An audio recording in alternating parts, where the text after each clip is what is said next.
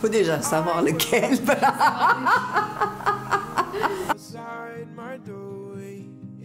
Ok, c'est parti.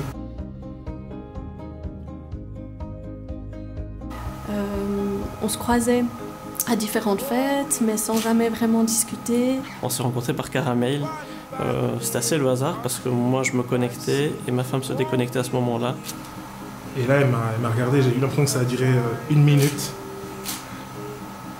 Et elle était belle, elle était incroyablement belle.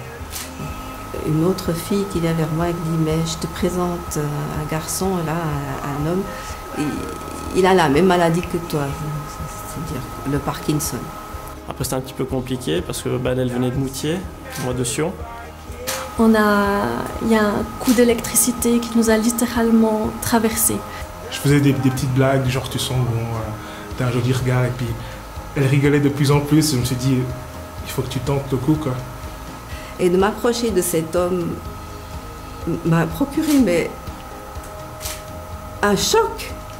Il a mis sa main juste ici. Et puis ça s'est passé comme dans des films sur lesquels le gars, au bout d'un moment, les émotions étaient trop fortes et puis on a décidé de s'embrasser à ce moment-là. Puis à l'instant, j'avais l'impression qu'il n'y avait plus rien. Je sentais son souffle sur ma peau. Et là, c'était un coup de foudre. J'ai plus pu me retenir, lui non plus. C'était le baiser le plus génial que j'ai vécu. Et à ce moment-là, je savais que c'était la bonne. C'était un baiser juste magique, intense, délicat. La vie est parfois injuste. Et on s'est séparés il n'y a pas longtemps. C'était un 13 juin et puis maintenant, 15 ans plus tard, on est toujours ensemble. Ça dure depuis 3 ans et demi.